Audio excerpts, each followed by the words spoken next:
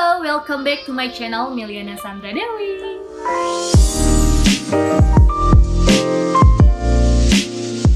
Hai, udah lama aku nggak bikin video di YouTube dan aku sempat rehat beberapa tahun karena satu dan lain hal. Alhamdulillah video sebelumnya yang aku ngebahas tentang pengalaman aku asrama dan kuliah selama di Telkom itu banyak yang nonton juga. Dan kali ini aku pengen ngebahas sesuatu yang mungkin berhubungan dengan lingkungan kalian atau dengan kehidupan kalian. Jadi kali ini aku mau ngebahas tentang relationship atau hubungan. Nah, kali ini aku mau ngebahas tentang abusive relationship atau hubungan yang abusif, di mana hubungan yang abusif ini seringkali dialami oleh beberapa pasangan ataupun beberapa orang yang mungkin merasa dirinya aman-aman aja padahal hubungannya udah gak sehat lagi.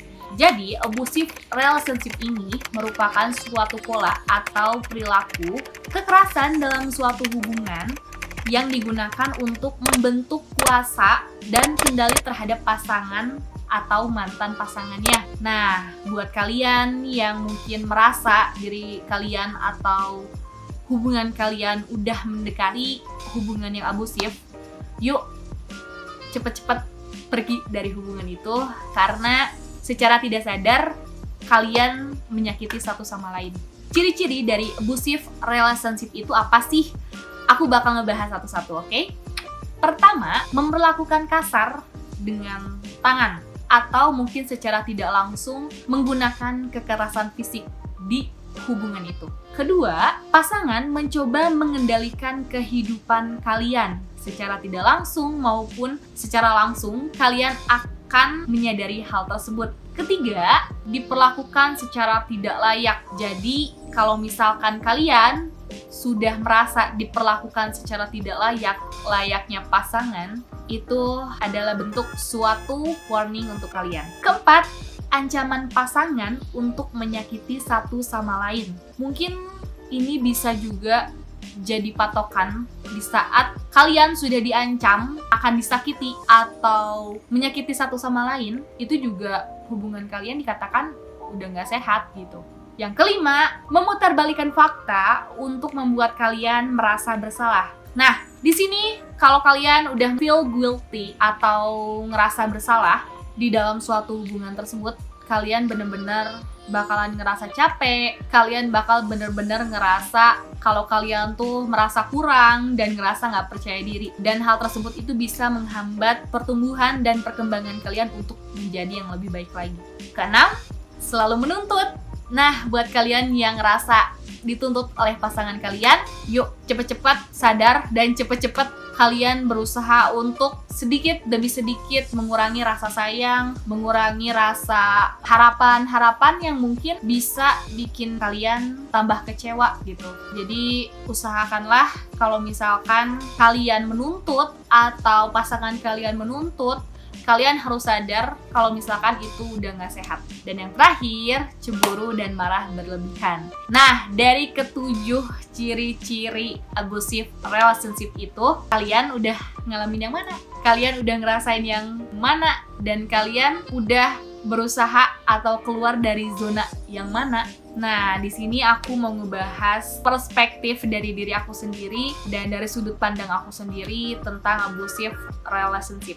Jadi sebenarnya pengalaman-pengalaman yang pernah aku lewatin, baik itu aku sadari ataupun tidak, banyak hal-hal yang mungkin aku ngerasa kalau misalkan hubungan itu tuh udah gak sehat tuh yang kayak gimana sih. Dan sampai pada akhirnya aku sadar di hubungan-hubungan yang mungkin sebelumnya pernah aku lewatin bersama orang-orang yang berbeda karakter, mereka itu mempunyai sifat dan sikapnya masing-masing dan tentu mengalami perbedaan-perbedaan perspektif gitu, perbedaan-perbedaan sudut pandang, terus cara berpikir, cara bersikap, cara memperlakukan orang itu seperti apa.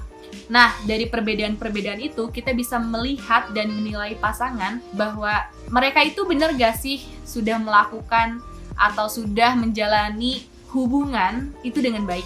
Nah, Dari sini aku pengen berbagi pengalaman dan berbagi kisah tentang poin ke-6, yaitu selalu menuntut. Nah, di hubungan yang pernah aku alami ini nih, aku nggak sadar kalau misalkan selama aku berhubungan dengan sosok orang ini, aku merasa dituntut. Karena mungkin secara tidak langsung, cowok ini tidak merasa dia menuntut aku, tapi aku ngerasa aku pun menuntut dia dan dia pun menuntut aku. Jadi semakin lama, semakin aku menjalani hubungan itu, aku ngerasa kayaknya ini udah nggak sehat lagi deh. Kayaknya ini udah nggak bisa aku toleransi lagi deh, karena hubungannya udah nggak sehat dan bener-bener toksik gitu.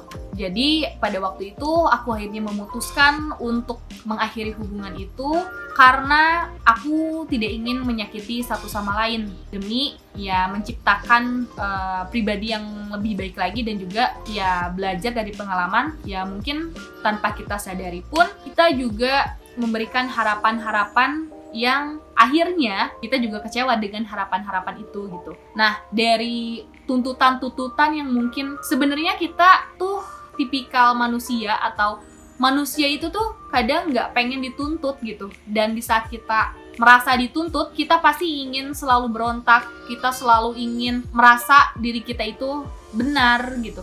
Ya, untuk kalian yang mungkin merasakan atau sedang merasakan hal ini, lebih baik kalian sadar dan lebih baik pertimbangkan lagi hubungan-hubungan yang mungkin memang sudah berjalan lama, hubungan-hubungan yang sudah melibatkan perasaan dan juga emosi yang berlebihan. Itu tuh gak baik, dan alangkah baiknya akhiri hubungan itu atau putus mata rantai dari abusive relationship yang tadi aku bilang, yaitu selalu menuntut. Atau mungkin kalian juga bisa mengkomunikasikan alangkah baiknya hubungan atau sifat dan sikap dari pasangan kalian maupun kalian harus seperti apa dan bagaimana. Nah, jadi ada dua pilihan yang bakal kalian hadapin dan bakal kalian jadikan opsi, yaitu yang pertama mempertahankan, atau kedua meninggalkan. Karena hubungan yang sehat itu perlu kerjasama dan perlu adanya kontribusi satu sama lain, karena hubungan itu yang menjalani kalian berdua. Jangan sampai abusive relationship ini menghantui kalian dan juga secara sadar kalian mengalami hal tersebut gitu. Jadi nggak hanya di pasangan kalian aja gitu yang mungkin kalian merasa, wah pasangan aku ini toksik, wah pasangan aku ini abusive relationship gitu, atau enggak udah mendekati ciri-ciri tadi gitu. Tapi secara tidak sadar pun kalian harus sadar gitu kalau kalian pun bisa memberikan dampak abusive tersebut gitu sih. Nah, buat kalian yang saat ini lagi nonton atau sekarang lagi nonton, jangan lupa komen, like, subscribe di YouTube channel aku. Semoga kalian suka. Mungkin sekian dari video kali ini. Sampai jumpa di video selanjutnya dengan bahasan yang berbeda dan juga dengan topik yang berbeda. Semoga kalian suka. Bye-bye. Dah.